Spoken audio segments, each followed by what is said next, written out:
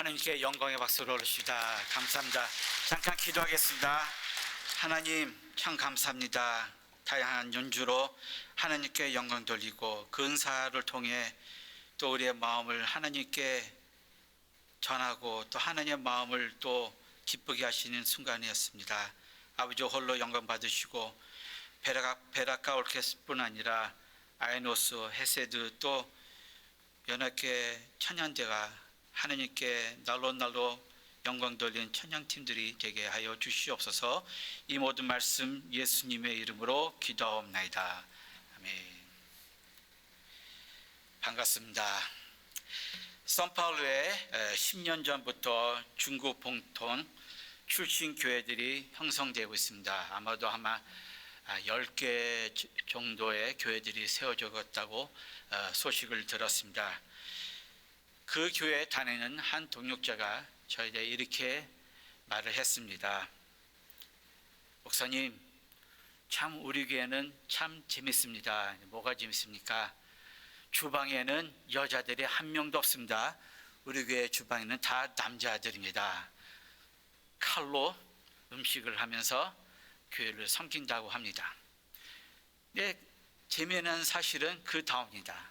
목사님, 음식을 다 마치고 다 우르르 교회 앞에 나가서 담배를 한 대 다 피고 그리고 다 들어와서 우리 교회를 섬긴다고 합니다. 사실 우리 한인교회들도 몇십 년 전만 해도 크게 다르지 않았다고 봅니다. 이민교회 초기 30-40년 동안 교회는 종교적인 역할보다 사회적이고 문화적인 역할을 더 많이 감당해야 왔습니다. 우리 교회는 오는 4월에 창립 62주년을 맞이합니다. 이제 한 세대는 하느님의 영광으로 가고 있고 또한 새로운 세대가 일어나고 있습니다. 지금은 우리 분명히 세대 전환의 시기를 살아가고 있습니다. 그래서 가장 중요한 질문은 이것입니다. 우리는 부모님 세계로부터 무엇을 받아들여야 하며 또한 무엇을 자녀들에게 전할까요? 우리는 이전 세대의 성공과 실패를 모두 물려받을 수 있습니다. 그러나 그 무엇보다도 하나님의 말씀과 부모님의 신앙의 가르침을 기준으로 살아가야 합니다. 여러분, 부모님으로부터 어떤 교훈을 받았습니까? 그리고 부모님들이 들려주신 하나님의 그 말씀들이 성도분들의 삶에 어떤 영향을 끼치고 있습니까? 혹시 신앙에 관련된 가치를 가르쳐준 부모가 없을 수도 있습니다. 그렇다고 해서 여러분이 자녀와 손주들에게 하나님 안에서의 영향을 미치지 못하는 것은 결코 아닙니다. 성도 여러분, 여러분은 자녀들에게 어떤 영적인 유산을 남기기 원합니까? 유아 세대 교육에서는 이런 질문을 합니다. 당신의 자녀를 천국에서 볼 수가 있습니까? 그리고 두 번째 질문이 있습니다. 당신의 자녀는 천국에서 당신을 보게 될 것입니까? 단순히 교회에 출석하는 것만으로 충분하지 않습니다. 우리에게는 그리스도를 믿는 참된 믿음이 필요합니다. 또한 그 믿음을 배우자에게 보여줘야 하며 함께 힘을 모아 자녀들을 신앙의 여정을 적극적으로 투자해야 합니다. 그래도 이 세대가 험악해서 힘든다는 것입니다. 자녀들이 신앙의 길에 선다는 것은 결코 저절로 이루어지지 않습니다. 분명한 결단과 지속적인 헌신이 필요한다 합니다. 오늘 본문 시편 78편을 1절부터 8절까지 함께 교독하겠습니다. 제가 먼저 1절 읽겠습니다. 내 백성이여 내 율법을 들으며 내 입의 말에 귀를 기울지어다.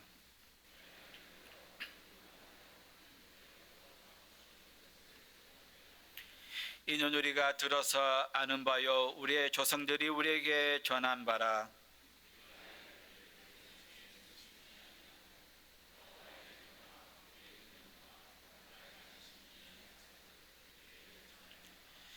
여호와께서 증거를 야곱에 세우시며 법도를 이스라엘에게 정하시고 우리 조상들에게 명하사 그들의 자손에게 알리라 하셨으니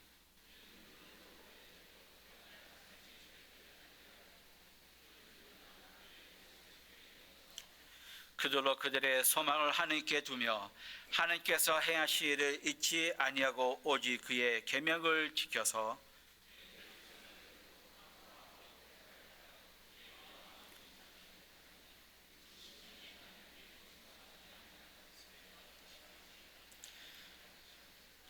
아멘. 시편 78편은 단순한 찬양이 아닙니다. 이 시편은 세대를 향한 경고입니다. 78편은 찬양으로 사용됐지만 이 저자는 다윗이 아닙니다. 아삽입니다.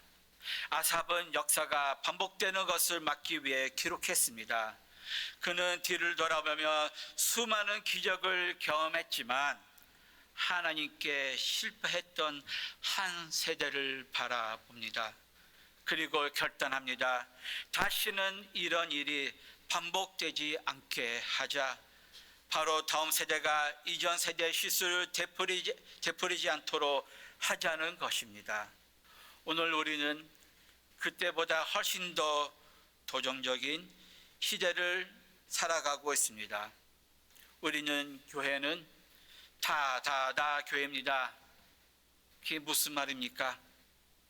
우리 교회는 첫째, 다문화 교회입니다. 다양한 문화와 민족, 서로 다른 배경과 세계관을 가진 사람들이 함께 모여 있는 공동체입니다.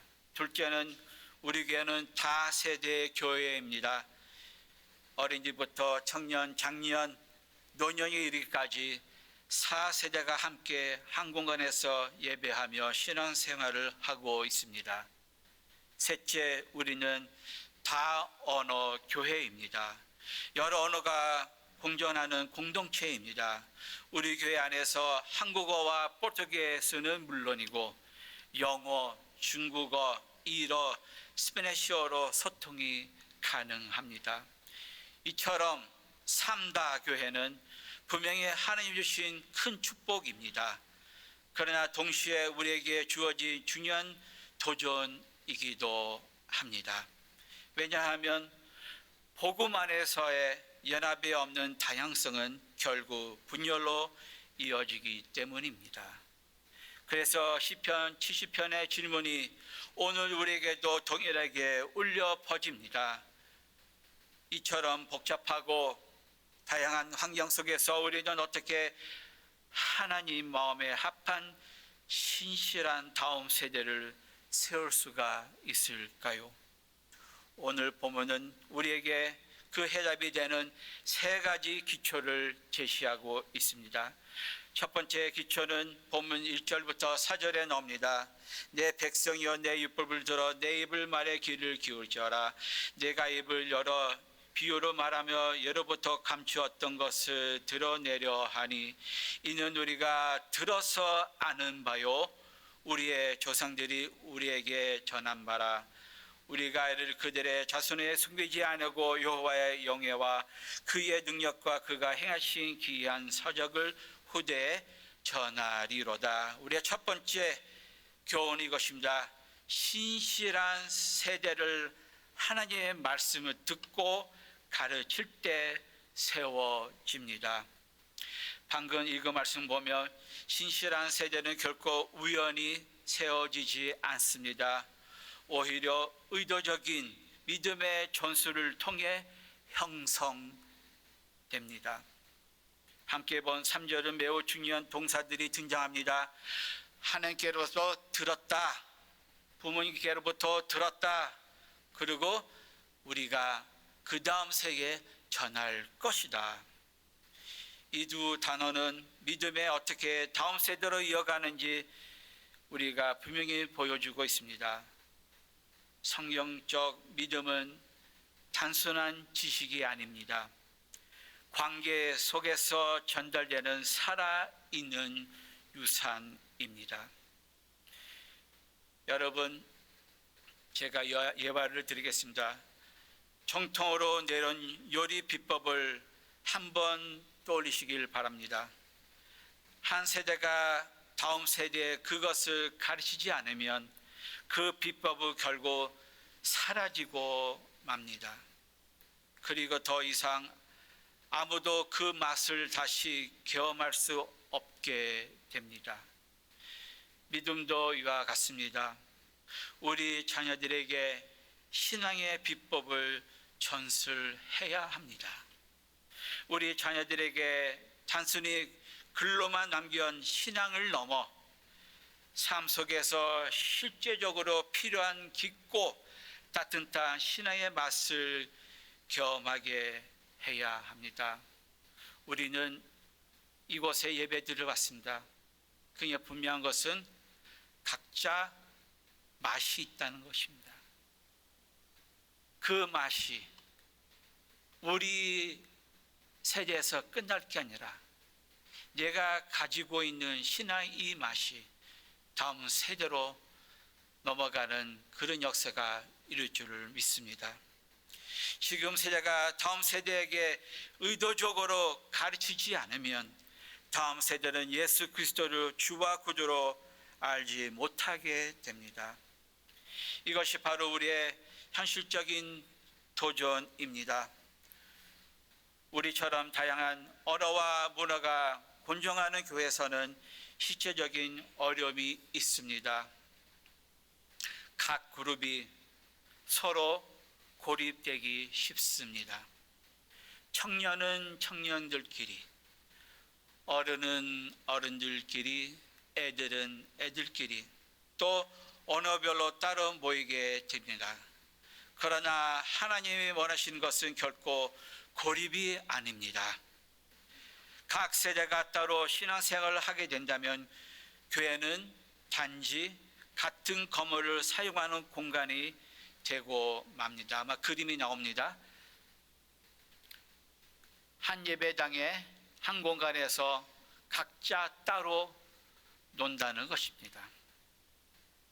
만약에 이런 모습이 우리 교회 안에 있다면 더 이상 영적 가족이 아닙니다. 그래서 믿음은 반드시 세대와 세대를 넘어 흐르도록 해야 합니다. 그렇다면 우리는 이 믿음을 어떻게 다음 세대로 흘러보낼 수가 있습니까? 세 가지 적용을 하기 원합니다. 첫 번째는 믿음은 가정에서 시작되어야 합니다. 단지 예배로만 충분하지 않습니다. 1시간 예배로 그 사람이 변화되는 것은 불가합니다.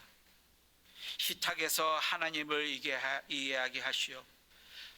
서로의 간증을 나누십시오. 믿음의 근거한 결정들을 설명해 주십시오. 이렇게 하나님과 함께 걸은 성도님의 이야기를 들려주세요. 내가 하나님을 만났더니, 엄마가 하나님께 기도했더니, 이런 말들을 서로 공유하시기를 바랍니다.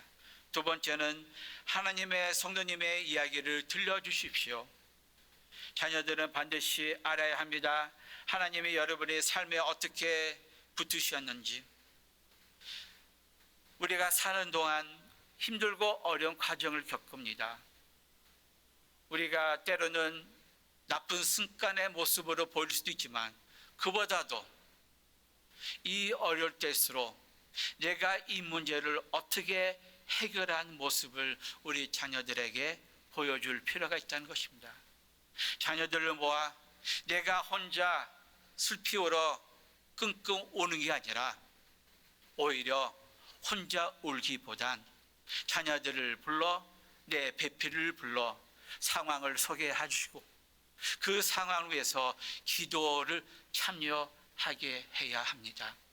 처음에는 자녀들이 아빠가 무슨 소리야, 엄마가 무슨 상황이야 이해를 하지 못하지만 내가 끊임없이 한 번, 두 번, 세 번, 네 번 그 상황을 기도로서 하나님께 아뢰면 언젠가 자녀들이 우리에게 이렇게 물어봅니다. 아빠, 그 문제가 잘 풀렸습니까? 엄마 힘내세요. 나 기도하고 있어. 그래서 우리가 하나 된다. 하나님이 우리에게 가족을 주신 것은 서로를 위해 힘든 여정을 같이 가라고 가정을 우리에게 허락을 하셨다는 것입니다. 그래서 그 대화 속에서 우리는 간증을 할 수가 있다는 것입니다. 간증은 자녀 마음에 믿음의 확신을 세워줍니다. 그냥 말로 성경 읽어라, 기도하라, 교회 가라는 게 아니라 간증은 눈으로 볼 수도 있고 만질 수 있는 기회라는 것입니다. 세 번째는 영적 교육을 교회에게만 맡기지 마세요. 시편은 분명히 부모가 자녀에게 전하라고 말씀했습니다. 교회는 돕는 공동체입니다. 책임은 부모님께 있습니다.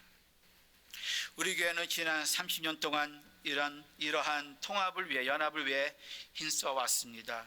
주보도 두 언어로 하고 재직회와 공동회를 두 언어로 사용하고 쉽지 않지만 우리는 더 많은 다다다 연합의 시도가 필요합니다. 최근에 두 언어로 함께 드린 성구 영신 예배가 저에게 너무 은혜스럽습니다. 두 언어를 통해 많은 브라질 사람들과 이세들과 우리 어르신들과 함께 모였다는 것이 얼마나 은혜로운 순간이었습니다.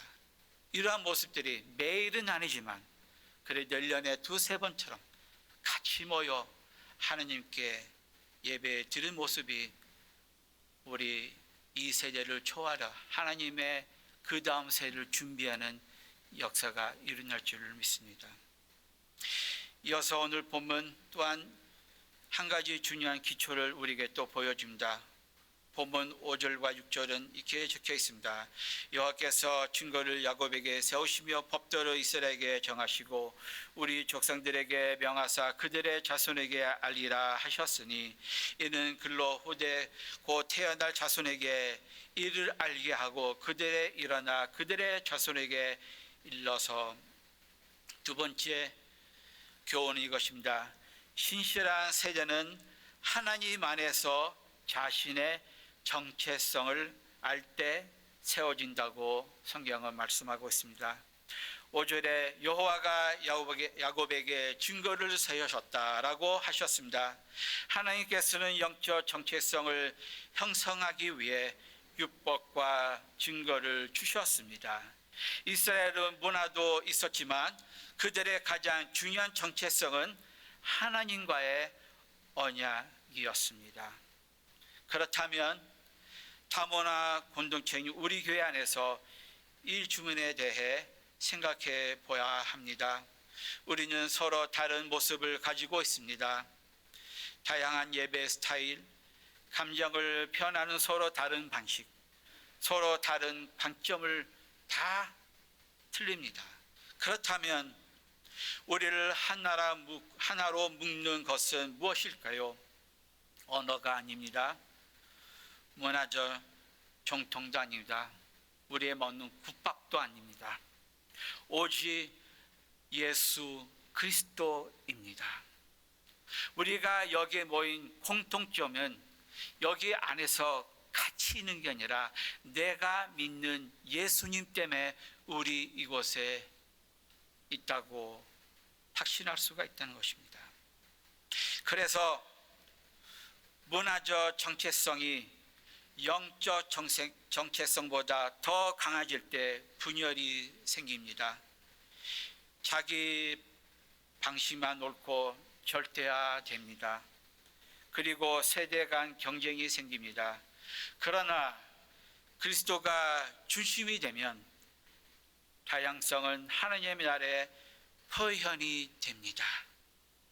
그리고 차이는 하나님의 나라 확장을 위한 서로를 보완하는 도구가 됩니다. 서로 다른 나라에서 온 선수들이 구성된 여러분이 잘 아는 파리 생제르맹 축구팀이 있습니다. 우리 이강희가 뛰는 축구팀이죠. 그 축구단은 물론 프랑스 축구단이지만 각 여러 나라에서 뛰는 또 거기서 같이 동참하는 축구팀입니다. 각 선수는 다른 언어를 사용하고 문화도 다르고 또 플레이하는 스타일도 다 틀립니다. 하지만 모두 같은 유니폼을 입습니다. 그리고 감독의 지시 따라 전략에 맞춰서 움직입니다. 교회 안에서도 똑같습니다. 우리의 감독은 예수님입니다. 그래서 우리 모두 다 예수님의 유니폼을 입고 예수님의 원하신 대로 우리는 움직여야 합니다. 다 언어가 틀리지만 내가 사는 습관과 또한 fun섭이 틀리지만 우리는 예수 안에서 그 전체성을 먼저 내세워야 합니다. 그러므로 우리는 각자의 차이와 개성을 하나로 모아 하나님 나라를 확장해야 합니다. 개인적인 취향이나 이익이 아니라 그리스도를 중심으로 하나 되어야 합니다. 그렇다면 우리의 삶 속에서 어떻게 실천할 수가 있습니까? 두 가지 적용을 소개하겠습니다. 먼저 우리의 가장 중요한 정체성은 그리스도 안에 있음을 가르쳐야 합니다. 우리는 먼저 한국인, 브라질, 일본인, 미국인 전에 하나님의 자녀이다라고 해서 우리가 자녀들에게 가르쳐야 됩니다. 이것을 가르치지 않으면 결국 차이가 더 크게 드러나게 됩니다. 두 번째, 우리는 다음 세대가 다양성이 좋은 가치로 여기도록 가르쳐야 합니다.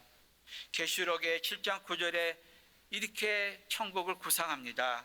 모든 민족과 족속과 백성과 방언들이 천국에 임한다고 했습니다. 교회는 계시록의 그 모습을 미리 보여주는 표적인 공동체입니다. 그렇기 때문에 온 교회가 함께 예배하는 시간은 매우 중요합니다. 같은 은혜의 근원이 되는 하나님 앞에서 우리는 함께 나와야 예배해야 합니다. 또한 문화적 편애를 경계해야 합니다. 그 어떤 문화도 다른 문화보다 더 영적이지 않습니다. 다음 세대는 종종 선택의 길로에 서 있습니다. 자신의 문화적 유산을 지킬 것인가, 아니면 주로 문화에 완전히 동화될 것인가 하는 문제입니다. 그러나 교회는 이 둘 중 하나를 선택하는 것이 아닙니다. 교회는 제3의 길을 제시해야 합니다. 그 문화와 초월하는 그리스도 안에서 전체성입니다. 교회뿐 아니라 가정에서도 그것을 가르쳐야 합니다. 현재 우리는 연령별로 나눠진 농자 모임을 갖고 있습니다. 너무 귀하고 또 그곳에서 하나님에 대한 간증을 나누고 있습니다. 어린이는 어린이대로, 지금 교육부는 교육부대로 공동체 또한 농장을 모이게 되고, 또 청년은 청년대로, 또 포업권은 포업권대로, 또 한국권은 한국권대로 각각 연령별로 모이고 있습니다. 그렇지만 거기서만 우리가 멈췄으면 안 됩니다. 내 신앙이 그 다음 세대에게 가르치기 원하면 그래도 한 번이라도 1년에 한 달에 한 번, 안 그러면 1년에 5번이라도 한 자리의 농장 안에서 부모와 할머니와 손자들이 농장을 한다면 얼마나 좋지 않겠습니까? 할머니가 풍성한 삶을 열어 내가 하나님이 이렇게 내가 은혜를 받았다. 또 그 모습을 바라보는 자녀와 그 모습을 바라보는 손주, 얼마나 할머니는 이렇게 보시는구나. 또한 그날이 힘들어서 부모님이 이러한 저러한 또한 간증을 나눌 때 우리 자녀들은 그것을 보고 맞다, 나도 힘들 때 아빠 엄마처럼 나도 하나님을 찾아야 된다. 또한 우리 부모님, 우리 자녀들의 그 말씀을 통해서 단순하지만 본인들의 하나님에 대해서 얘기할 때 또 흐뭇하게 그 세대를 축복할 수 있다는 것입니다.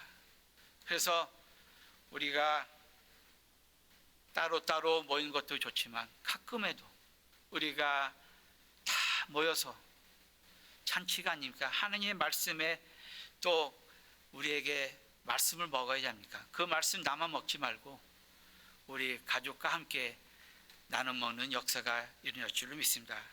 신앙은 더 이상 분리된 교육이 아니라 함께 세워지는 믿음의 여정이 될 줄을 믿습니다. 마지막으로 세 번째 기초는 이것입니다. 신실한 세대는 하나님을 신뢰하는 법을 배울 때 세워진다는 사실을 보게 됩니다. 7절과 8절 읽겠습니다. 그들로 그들의 소망을 하나님께 두며 하나님께 행하신 일을 잊지 아니하고 오직 그의 계명을 지켜서 그들의 조상들을 꼭 완고하고 배역하여 그들의 마음이 정직하지 못하며 그 심령이 하나님께 충성하지 아니하는 세대와 같이 되지 아니하게 하려 하심이로다. 마지막으로 7절과 8절을 통해 우리는 하나님께 소망을 두게 하시며 이전 세대처럼 불신앙의 세대를 되지 않게 하려 하심이라. 바로 이것이 최종 목적입니다. 단순히 지식을 전달하는 것이 아니라 하나님을 신뢰하는 믿음을 세우는 것입니다. 이스라엘은 율법을 잘 알고 있었습니다. 그리고 많은 기적과 이적을 그들은 눈으로 보았습니다. 그러나 많은 경우 하나님을 신뢰하지 않고 자기 생각에 의지했습니다. 그렇게 보면 하나님에 대한 너무 많이 알고 있었지만 살아계신 하나님을 실제로 경험하지는 못했습니다. 이전에 반역적인 세대에게는 하나님은 전설과 정통에 불과했습니다. 결국 형식적인 관계만 남게 되었습니다. 우리는 하나님의 백성이다. 그러나 그것이 전부였습니다. 또한 우리에게도 똑같은 고백을 할 수가 있습니다. 우리는 그리스도인이다. 그러나 삶에는 아무 변화가 없을 수도 있습니다.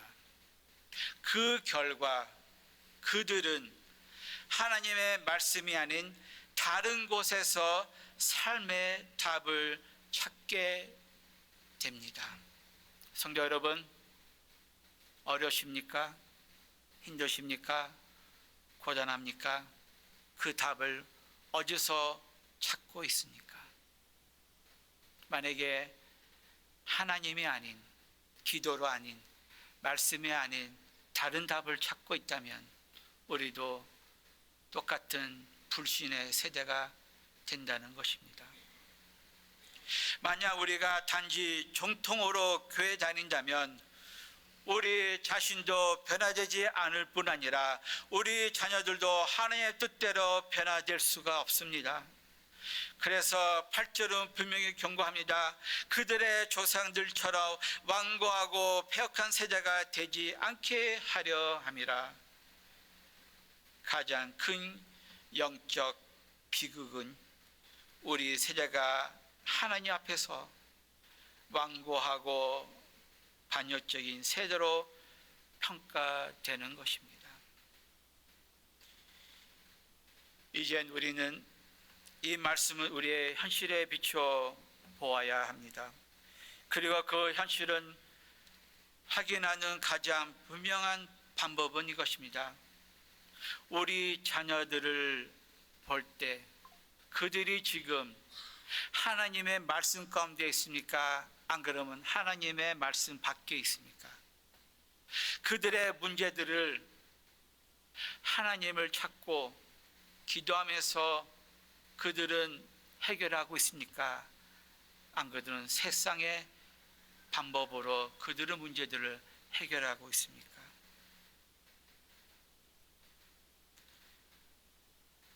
아마 이렇게 말씀하신 분들이 있습니다. 내 자녀는 교회 다니고 있어. 그러나 다시 한번 그것만으로 충분하지 않습니다. 교회 활동에 참여하는 것은 도움이 될 수 있지만 그 자체가 변화의 결정적인 이유가 되지는 않습니다. 반드시 자녀들이 가정에서 예수님을 경험해야 합니다. 어릴 때부터 삶의 문제를 그리스도 안에서 해결하는 법을 배워야 합니다. 그래야 성장한 이후에도 같은 믿음의 가치를 가진 배우자를 선택할 수가 있습니다.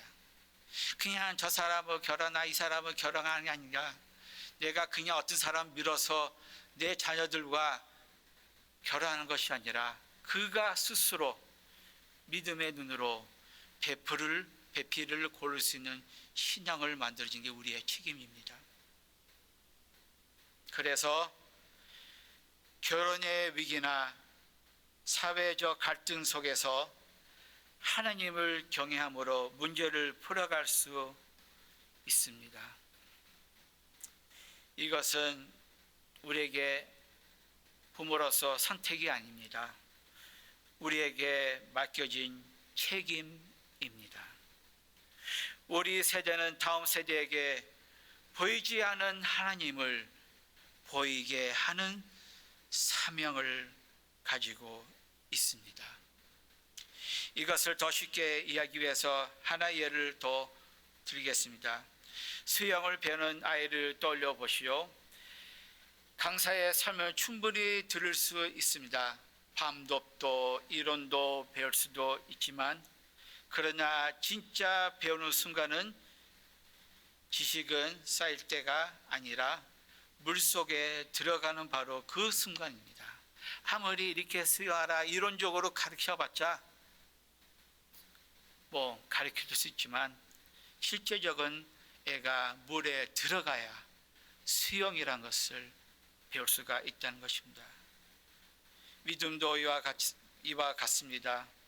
말로만 아니라 삶 속에서 직접 경험한 그것을 그들이 흠뻑 하나님의 은혜를 젖어 있는 그 모습을 우리 자녀들에게 가르쳐야 합니다. 오늘날 다음 세대는 엄청난 압박 속에 있습니다. 도덕적인 상대주의, 소셜미디어의 영향, 그리고 넘쳐나는 정보 속에서 살아가고 있습니다. 그러나 안타깝게도 그에 비해 영적 기준은 매우 약해지고 있습니다. 만약 가정에서 그리스도 안에서 정체성과 확신을 세워주지 않는다면 우리 자녀들은 복음이 아니라 세상에서 만들어져내는 알고리즘에 의해 형성이 될 것입니다. 신실한 세대는 단순히 많이 아는 세대가 아닙니다. 오히려 변화된 세대입니다. 교회 안에는 많은 가르침을 있을 수 있습니다. 많은 프로그램이 있을 수 있습니다. 많은 예배를 드릴 수 있습니다. 그럼에도 불구하고 마음은 여전히 그리스도의 주권에서 멀어져 있고 삶은 변하지 않을 수 있습니다. 이젠 우리는 이 진리를 삶으로 어떻게 교정할까 생각하기 원합니다. 먼저 삶 속에서 믿음을 보여줘야 합니다. 자녀들과 청년들에게 듣기보다 보여주세요. 또한 두 번째는 개인적 경험할 수 있는 기회를 만들어 주세요. 믿음은 반드시 개인적인 것이어야 됩니다. 단지 물려받는 것도 중요하지만 스스로 하나님을 체험할 필요가 있다는 것입니다. 그래서 각 세대는 이렇게 고백할 수 있어야 합니다. 부모의 하나님, 나의 하나님이 됩니다. 루시 시어머니에게 고백했던 것처럼 당신의 하나님의 나의 하나님이 되실 것입니다. 성도 여러분, 여러분 믿음의 최종 소비자입니까? 아니면 다음 세대로 흘러버리는 양육자입니까? 신실한 세대는 결코 우연히 만들어지지 않습니다. 각 세대가 말씀을 듣고 믿음을 살아내며 그 믿음을 다음 세대에 충실히 전할 때 비로소 세워집니다. 우리 세대가 하나님 앞에서 신실한 세대로 인정받기를 소망합니다. 저는 고백할 수가 있습니다. 제 할아버지 양화서 목사님의 하나님, 제 아버지 되신 양삼열 목사님의 하나님, 그들의 하나님을 내가 듣고 보고 그리고 그 하나님을 제가 만났습니다. 그래서 조상들의 하나님이 아니라 이제는 양중모, 나의 하나님이다. 아브라함의 하나님, 이삭의 하나님, 야곱의 하나님, 여러분부터 신실한 다음 세대를 책임지고 세우시기를 축복합니다. 우리 함께 찬양 함께 부르겠습니다. 당신은 하나님의 언약 안에 당신을 통하여서 열방이